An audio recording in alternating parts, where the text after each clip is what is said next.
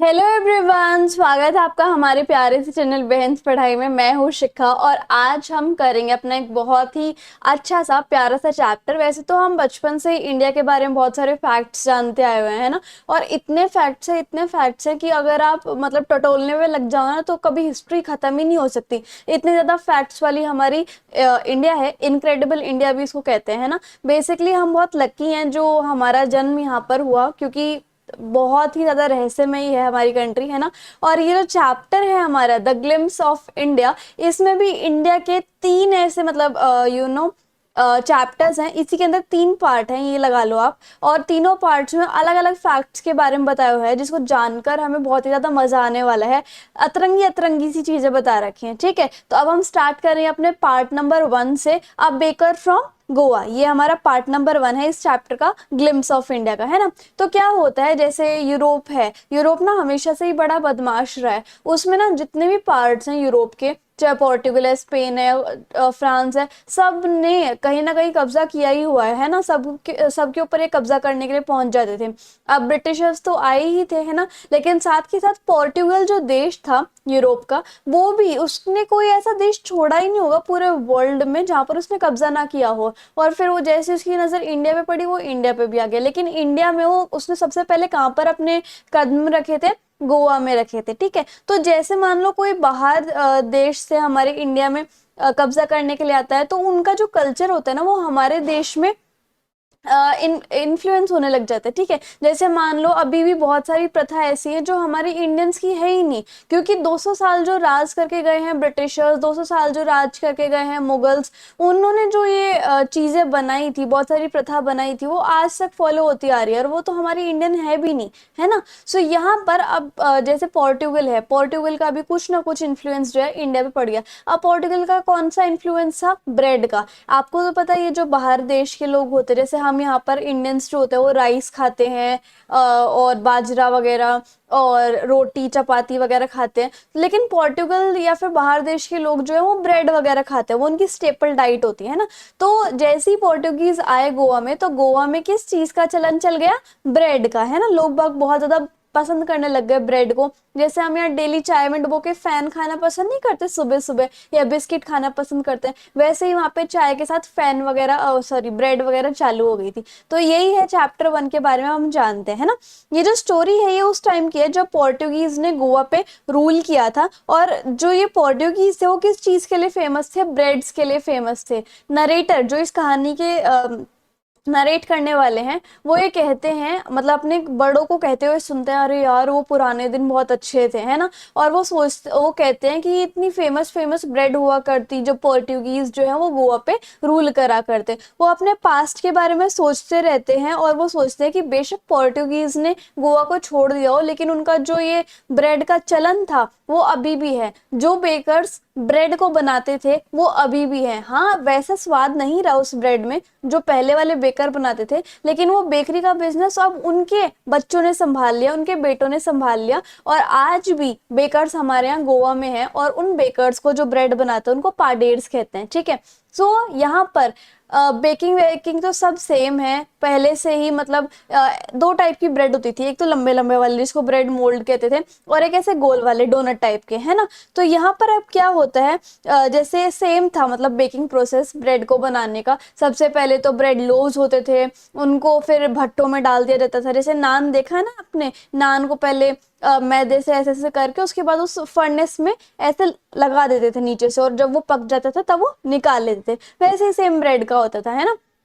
और उसमें क्या होता था, कौन डेली ना सुबह सुबह एक ब्रेड बेचने वाले भैया आते थे हर घर घर में। उनके एक हाथ में बैम्बू की स्टिक होती थी, और एक हाथ जो था उनकी टोकरी के ऊपर होता था, और उस टोकरी में बहुत सारे ब्रेड होते थे। और कैसे पता चलता था लोगों को सुबह सुबह कि ब्रेड वाले भैया आ गए? जब वो टक टक टक टक अपनी बैम्बू वाली स्टिक से साउंड करते हुए आते थे ना, तो सबको पता चल जाता था, है ना। अब जैसे अभी भी हमारी गली में कोई बेचने वाले आते तो वो बोलते हैं ना कुछ भी टोन से, लेकिन पहले जब वो ब्रेड बेचने आया करते तो वो ऐसे नहीं बोलते थे ब्रेड ले लो ब्रेड ले लो। वो बस अपने बैम्बू की स्टिक से साउंड करा करते, जिससे कि लोगों को आइडिया हो जाता था। अब नरेटर जो है वो ये रिकॉल करते हैं कि Baker acted as their friend and companion during their childhood days in Goa. जब जो नरेटर थे वो छोटे से थे, गोवा में जब वो रहते थे, तो जो बेकर होता था, जो बेचने के लिए आता था ब्रेड वगैरह को, वो उनका फ्रेंड हुआ करता है ना। वो क्या 2 बार आता था एक दिन में, एक बार तो जब वो ब्रेड ला रहा होता था, और दूसरी बार जब उसकी सारी ब्रेड खत्म हो जाया करती तब वो वहां से निकल जाया करता था सारी की सारी ब्रेड बेच के।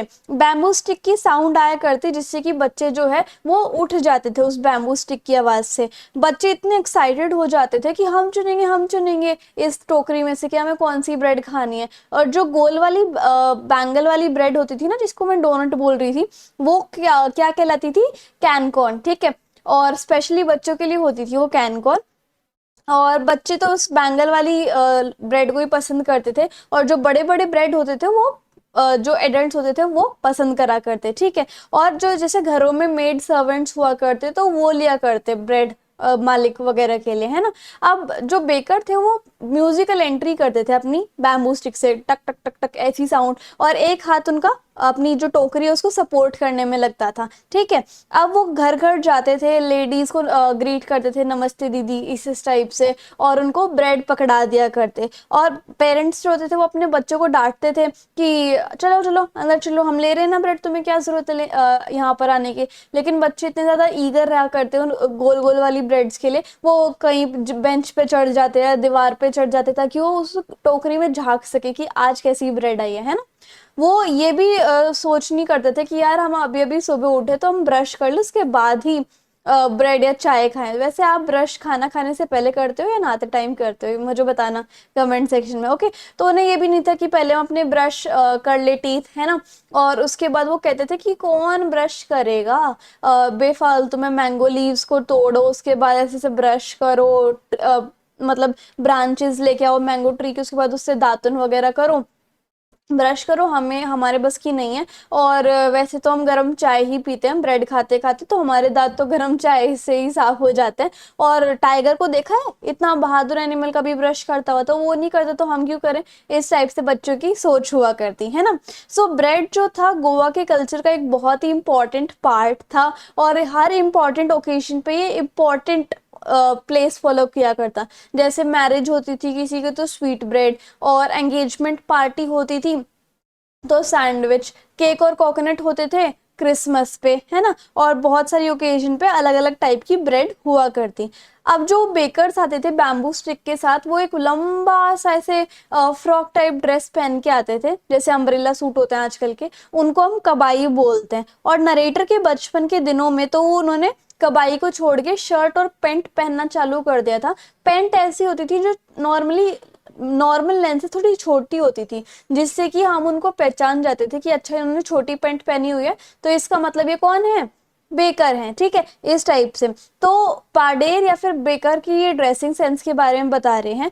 अब जो बेकर होते हैं वो अपनी सारी ब्रेड पूरे महीने लेके आते थे, बेचते थे, लेकिन महीने के लास्ट में वो बिल बना देते थे हर घर का पेंसिल से और वॉल पे लिख के, और उसके बाद हर महीने के एंड में घर घर जाके पैसे कलेक्ट कर लिया करते। बेकिंग वैसे एक बहुत ज़्यादा प्रॉफिटेबल बिजनेस था, और बेकर की जो फैमिली होती थी, वर्कर्स होते थे, वो बहुत हैप्पी होते थे, जॉयस होते थे, बहुत मोटे मोटे से होते थे, जिससे कि ये पता लगता था कि हाँ ये बेकर की फैमिली से ही होगा अगर इतना मोटा है तो, है ना।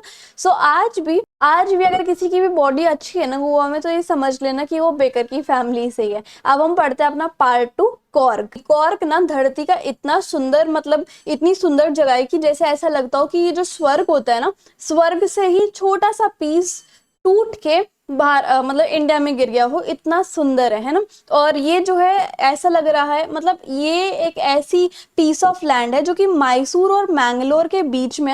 यहाँ पर अलग अलग टाइप की पहाड़ी है, मतलब छोटी छोटी है, कोई एक थोड़ी सी बड़ी है, कोई एक छोटी है, कोई इतनी है, मतलब है सारी मीडियम की, बट उसमें भी छोटे बड़े हैं इस टाइप से। और यहाँ के जो मर्द हैं मेन है वो बहुत ज्यादा ब्रेव है, बहादुर है, और वुमेन बड़ी सुंदर है ना। और यहाँ पर अलग अलग टाइप के वाइल्ड एनिमल्स भी हमें देखने को मिलते हैं। इस कौर को हम कोडागू भी बोलते हैं, और ये जो है कर्नाटका की छोटी छोटी डिस्ट्रिक्ट में से एक है। और 30% जो एरिया है ना कौर का, वो एवरग्रीन रेन फॉरेस्ट से कवर है। मतलब यहाँ पर हमेशा पेड़ हरे भरे रहते हैं और यहाँ पर बारिश आती रहती है, ज्यादातर साल में यहाँ पर बारिश ही होती रहती है मॉनसून के टाइम पे। लेकिन अगर किसी का मन करे कि हमें कौर घूमना है तो सितंबर से लेकर मार्च के बीच में आ सकता है। ये बढ़िया बढ़िया वेदर होता है इस टाइम पे, और थोड़ी बहुत रेन होती है जिसकी वजह से यहाँ पर आना लगता है कि हाँ वर्थ है यहाँ पर आना, है ना। अब यहाँ की जो हवा होती है ऐसा लगता है जैसे कि उसमें कॉफी की बहुत अच्छी अच्छी भीनी भीनी खुशबू आ रही है, क्योंकि यहाँ पर कॉफी ज्यादा उगती है ना। हमने पढ़ा था इस हिस्ट्री में भी कि कर्नाटका वाले जो एरिया होते हैं वहां पर कॉफी प्लांटेशन होता है, याद है। अच्छा, अब यहाँ पर देखो जो लोग हैं कॉर्ग के, ऐसा माना जाता है कि यहाँ के लोग जो हैं ग्रीक और अरेबिक बैकग्राउंड के हैं। ऐसा क्यों? क्योंकि एक थ्योरी आई है उनके ड्रेसिंग स्टाइल को देख के। ऐसा माना जाता है कि चलो वो बाद में बात बताती हूँ, उसके पहले उनका ड्रेसिंग स्टाइल देखो। उनका ड्रेसिंग स्टाइल क्या है, लंबा सा ब्लैक कलर का कोट पहनेंगे, ब्लैक कलर का कोट, और एम्ब्रॉयडरी होगी उसकी वेस्ट पे, कमर पे, ठीक है। उसको हम कुपिया बोलते हैं, उस लंबे कोट को। कुपिया जो है वो वैसा ही है जैसे अरब नहीं देखे आपने, सऊदी अरेबिया के लोग वो जैसे कोट पहनते हैं ना बड़ा सा, वैसा ही ये लोग पहनते हैं कौर के, है ना। ऐसी र्यूमर फैलाई गई है, या फिर ऐसा सुनने में आया है कि बहुत टाइम पहले अलेक्जेंडर की आर्मी जो है वो आ गई थी इंडिया में सी रूट से, और वो यहीं पर रुके थे कर्नाटका के एरिया में यानी कॉर्ग में। लेकिन वो किसी कारणवश अपने दोबारा से वहां पे नहीं जा पाए थे होमलैंड में। तो उन्होंने सोचा कि अब हम अपने घर तो जा ही नहीं सकते, तो यहीं पर सेटल हो जाते हैं साउथ में, इंडिया के साउथ में। तो जो लोग थे कॉर्ग के, उन्होंने अलेक्जेंडर की आर्मी से शादी कर ली। उनका कल्चर और थोड़े बहुत रिचुअल्स भी फॉलो करने लग गए सबके सब। तो अब जैसे हिंदू जो फॉलो करते कल्चर, तो कौरव वाले लोगों का जो कल्चर है वो थोड़ा अलग अलग है, तो इसलिए ऐसा र्यूमर है ना। सो यहाँ के लोग जो बड़े वेलकमिंग हैं, हॉस्पिटैलिटी में अच्छे हैं, वार्म है नेचर में, और वो हमेशा दूसरों को एंटरटेन करते रहते हैं अपने पास्ट या अपने पूर्वजों की स्टोरी सुना सुना के, ठीक है। और ये एविड और यहाँ कि जो लोग जैसे मैंने आपको बताया बड़े बहादुर हैं। इसका प्रूफ हमें कैसे मिलता है कि ये बहादुर है, क्योंकि जो इंडियन आर्मी है वहां पर सबसे ज्यादा अवार्ड जो है कौर के लोगों को ही मिले हैं। और हमारी इंडियन आर्मी के पहले चीफ जो है वो जनरल कैरियप्पा हैं, जो कि कौर्ग से ही बिलोंग करते हैं। ऑल्सो सिर्फ कौर के लोगों को ही परमिशन है कि उन्हें कोई लाइसेंस नहीं चाहिए कोई भी हथियार रखने के लिए, बंदूक रखने के लिए। और कौर्ग जो है वो भरोसे के लायक भी हैं, इस टाइप से, है ना। सो एवरग्रीन फॉरेस्ट जो है और जो कौर्ग के हिल्स हैं वो कावेरी रिवर को थोड़ा मतलब पानी प्रोवाइड करते हैं। और साउथ इंडिया की मेजर रिवर कौन सी है? कावेरी रिवर। और यहाँ पर एक फिश मिलती है जिसका नाम क्या है, बड़ी फिश होती है, महासीर, है ना। और ये पानी में पाई जाती है, कावेरी रिवर वगैरह में पाई जाती है। और इस महासीर बर्ड को खाने के लिए जो बर्ड्स होते हैं वो बड़ी उत्सुक होती है कि महासीर आएगी तो हम उसको खाएंगे। और जो स्क्विरल्स और लंगूर होते हैं वो इन पानी में खेलते रहते हैं। और एलिफेंट्स भी जो है बड़ा इंजॉय करते हैं कावेरी रिवर में, एक दूसरे के ऊपर पानी वानी फेंकते रहते हैं। फ्रूट्स जो आधा खा के बंदर जो है उसी पानी में डाल देते हैं, इस टाइप से, ठीक है। अब जो टूरिस्ट हैं वो जब कौर्ग को विजिट करते हैं तो बड़े रिलैक्स हो जाते हैं इस नेचुरल ब्यूटी में, इतने ज्यादा अट्रैक्ट हो जाते हैं वो। और यहाँ पर बहुत सारी एडवेंचरस स्पोर्ट एक्टिविटी भी है, जैसे river rafting, canoeing, rappelling, rock climbing, mountain climbing. और यहाँ के जो हिल्स हैं वो बहुत सारे पाथ, बहुत सारे रास्ते निकलते हैं, और क्योंकि यहाँ पर ट्रैकिंग वगैरह भी होती है ना, इसलिए। So while walking a walk in their region, जब आप इस रीजन में वॉक करो तो आपको ये दिखेगा कि बहुत सारे टाइप के जानवर हैं यहाँ पे। बर्ड हैं, बीज हैं, बटरफ्लाई हैं, स्क्विरल्स है, लंगूर है, आपके ऊपर पेड़ों से नजर रखते हैं। ये वाइल्ड एनिमल, वाइल्ड एलिफेंट भी मिल जाएंगे कौर्ग में, है ना। To have an overall look at the beautiful city of Coorg, कि अगर आपको पूरी सिटी का लुक देखना कि सिटी है कैसी, तो एक one must climb to the Brahmagiri hills. तो जो कौर्ग में ब्रह्मगिरी हिल्स है ना, एक को वहां पर सबको ना वहां पर चढ़ना चाहिए। कौर्ग जो है तब आपको पूरा नज़ारा दिखेगा कि कौर्ग एक्चुअली में दिखता कैसे है। सो ये यहाँ पर कौर्ग जो है ना वो 2 आइलैंड से भी घिरा हुआ है, और उन आइलैंड का नाम क्या है?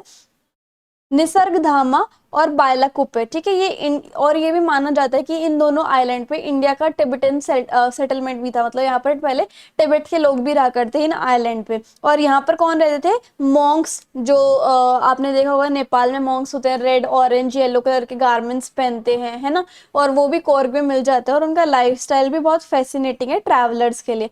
अलग अलग डाइवर्स कल्चर के लोग यहाँ पर देखने को मिलते हैं, जिससे कि पता चलता है कि इंडिया का सोल एंड हार्ट के बारे में पता चलता है ना। अब एक और बची है हमारी स्टोरी, जो कि है टी फ्रॉम असम। और ये जो मैंने लिखा है ताजा होले, ये बताओ किस चाय के ब्रांड का है, ठीक है। अब यहाँ पर क्या होता है, ये जो स्टोरी है ये स्टार्ट होती है एक ट्रेन स्टेशन से। उस ट्रेन में दो फ्रेंड्स बैठे होते हैं, जिनका नाम क्या होता है, प्रांजल और राजवीर, ठीक है। तो अब क्या होता है, प्रांजल और राजवीर ट्रेन के अंदर बैठते हैं, तो उनसे एक टी वेंडर पूछता है चाय ले लो, चाय हॉट फ्रेश टी ले लो। तो दोनों ने डिसाइड किया कि ठीक है, दो दो कप ले लेते हैं। और यहाँ पर प्रांजल जो है वो एक फैक्ट बताता है कि तुझे पता है राजवीर, डेली की डेली 80 करोड़ कप जो टी के होते हैं वो हर मतलब डेली पूरे वर्ल्ड में कंज्यूम किए जाते हैं। तो राजवीर कहता है 80 करोड़ कप, वो भी एक दिन में। फिर तो इंडिया फिर जो टी है मतलब पूरे वर्ल्ड की बहुत ज्यादा पॉपुलर बेवरेज है। एक्चुअल में क्या होता है, राजवीर को ना टी के बारे में बड़ा शौक होता है जानने का, कि मैं चाय के बारे में जानूं, वो रिसर्च करता रहता है। और प्रांजल का जो घर है वो असम में होता है, तो प्रांजल कहता है कि ठीक है, मैं तुझे अपने घर ले चलता हूँ, वहां पे मैं तेरे को चाय के बागाने दिखाऊंगा, ठीक है। सो प्रांजल जो है राजवीर को लेकर अपने घर जा रहा होता है असम में, है ना। सो जैसे ही ट्रेन मूव करना स्टार्ट करती है, प्रांजल जो है वो अपनी डिटेक्टिव बुक को रीड करने में बहुत ज्यादा उत्सुक हो जाता है। और दोनों के दोनों फ्रेंड्स जो होते हैं वो बहुत फैन होते हैं डिटेक्टिव बुक्स के। लेकिन राजवीर जो है उसकी पहली ट्रिप थी असम के लिए, तो वो ट्रेन से बाहर देखने वाले नज़ारों को ना बहुत अच्छे तरीके से देखता है, इंजॉय करता है, सारी जगह ग्रीनरी होती है। और राजवीर ने ऐसी ग्रीनरी कभी देखी ही नहीं थी अपनी लाइफ में। After the green paddy fields, ये ग्रीन फील्ड्स बीतने के बाद जो है टी की प्लांटेशन वाले फील्ड आ जाते हैं। और जहां जहां तक दूर दूर तक देखो हर जगह चाय के बागान ही दिखते हैं, ऐसा लगता है जैसे पूरा समुंदर है चाय का, है ना। और बैकग्राउंड में हिल्स दिख रहे होते हैं, डेंस फॉरेस्ट दिख रहे होते हैं, टी प्लांटेशन के बीच में कभी छोटे ट्रीज आते हैं, कभी लंबे ट्रीज आते हैं, ऐसे ऑर्डर में लगे होते हैं, जिगजैग जिगजैग व्यूज आता है और बहुत अमेजिंग व्यू आता है। और जैसे जैसे ट्रेन मूव कर रही होती है ना, प्रांजल जो है वो गंदी गंदी अगली बिल्डिंग्स को देखता है जिसके अंदर से स्मोक निकल रहा होता है। और it was a tea garden, वो जो है वो एक टी गार्डन होता है ना। राजवीर जो एक्साइटेड हो जाता है, और प्रांजल जो है क्योंकि उसने वो तो हर बार अपने घर जाता ही असम, तो उसे इतना ज्यादा एक्साइटमेंट नहीं होता बाहर के नज़ारे देखने में, क्योंकि वो उसको यूज टू रहता है। लेकिन राजवीर जो है वो फर्स्ट टाइम देख रहा होता है, तो उसका एंथुजियाज्म बहुत ज्यादा होता है। प्रांजल कहता है कि अरे हम असम पहुंच गए, और ये जो है टी कंट्री भी कहलाती है, और ये स्टेट जो है यहाँ पर वर्ल्ड के सबसे ज्यादा टी प्लांटेशन होती है ना। Before visiting the T country पहुंचने से पहले राजवीर ने बहुत ज़्यादा टी के बारे में रिसर्च करी थी, और ये पता लगाया था कि वो कैसे डिस्कवर हुई। इसके लिए बहुत सारी थ्योरीज हैं। पहली थ्योरी ये है कि एक चाइनीज एम्परर था, उसको उसकी आदत थी कि वो हमेशा उबला हुआ पानी पिए। तो उसने एक बार पानी उबलने के लिए रख रखा था, अचानक एक पेड़ से कुछ पत्तियां जो है गिर के उसके पानी के अंदर गिर जाती हैं, और वो जब पानी उसने पिया तो उसको बड़ा टेस्टी लगा। और ये माना जाता है कि उस पेड़ से जो पत्तियां गिरी थी वो टी लीव्स थी, है ना। और फिर प्रांजल पूछता है, तो राजवीर जो है एक अनदर स्टोरी सुनाता है जो कि इंडियन के ओरिजिन की थी। एक लेजेंड थे जिनका नाम था बोधि धर्मा, और वो एक बुद्धिस्ट मॉन्क थे, और उनको ना बहुत नींद आती थी जब वो ध्यान लगाया करते या मेडिटेशन करा करते। तो उन्होंने सोचा कि मैं इस चीज़ के लिए अपनी आईलिड्स को ही कट कर लेता हूँ, और जैसे उन्होंने आईलिड्स अपनी काटी तो उनकी आईलिड से माना जाता है कि टी प्लांट्स निकलने लग गए, है ना। अब जब उन प्लांट्स को कंज्यूम किया गया बॉइलिंग वाटर के साथ, ठीक है, तो उससे क्या हुआ, उनकी नींद जो है वो कम हो गई, मतलब उनकी नींद से उन्हें छुटकारा मिल गया। एक थ्योरी ये भी होती है ना। फर्दर राजवीर ने कुछ और फैक्ट बताए कि ये जो टी है ना वो 2700 BC में आ गई थी और सबसे पहले इसको चाइना में कंज्यूम किया गया था, इसलिए वहाँ के कुछ ऐसे शब्द जैसे चाय और चीनी, इसकी वजह से इसको चाइनीज लैंग्वेज में चाय और चीनी मिलाते हैं। और ट्री जो है वो बाद में यूरोप में यानी कि लेट 16th सेंचुरी में आ गई थी और इसके अंदर बहुत सारी मेडिसिनल प्रॉपर्टीज बताई गई हैं, तो ये अच्छी मानी गई है। फिर ट्रेन जो है वो स्टॉप हो जाती है, बॉयज जो अपने डेस्टिनेशन पे पहुंच जाते हैं, अपना बोरिया बिस्तरा लगेज वगैरह उठाते हैं, ट्रेन से निकल जाते हैं, प्लेटफॉर्म बड़ा क्राउडेड होता है, प्रांजल के पेरेंट्स आ जाते हैं दोनों को रिसीव करने के लिए और 1 घंटे बाद वो देकिया बारी जो है पहुंच जाते हैं। ये प्रांजल का खुद का टी गार्डन होता है और वहां पे जो है काफी सारी कैटल जो है चर रही होती हैं, है ना। और वहां पे जो है एक कैटल ब्रिज भी आता है, वहां से वो निकल रहे होते हैं और उनका जो टी गार्डन है वो बहुत बड़े से एरिया में फैला हुआ है। सारी बुशेस जो है वो एक ही हाइट की कटी हुई है, उनकी बहुत टेक केयर होती है। टी प्लकर्स वाली जो लोग हैं वो वहां पर एप्रन पहन के अपनी बास्केट में टी वाले लीव्स डाले जा रहे हैं, फ्रेश स्प्राउटेड लीव्स होते हैं। On their way to the field, जब वो जा रहे होते हैं अपने फील्ड में, प्रांजल के फादर जो है रास्ता देते हैं ट्रैक्टर को जिसके अंदर बहुत सारे टी लीव्स होते हैं। ये देखने के बाद राजवीर जो है वो अपनी फिर से थोड़ी बहुत नॉलेज ज्ञान दे रहा होता है कि सबसे अच्छा स्प्राउटिंग सीजन जो है वो मई टू जुलाई का है, यहाँ पर बहुत अच्छी टी लीव्स उगाई जाती हैं।